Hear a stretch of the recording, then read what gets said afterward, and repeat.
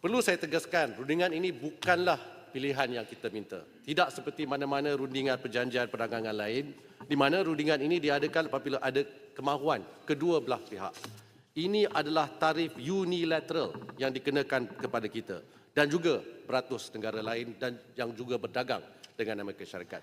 Suka atau tidak, kita terpaksa berhadapan realiti yang sudah kita jelaskan berulang kali adalah ini tidak adil sama sekali. Ada di kalangan ahli dewan yang mengatakan kita menyerahkan tengkuk dalam berunding.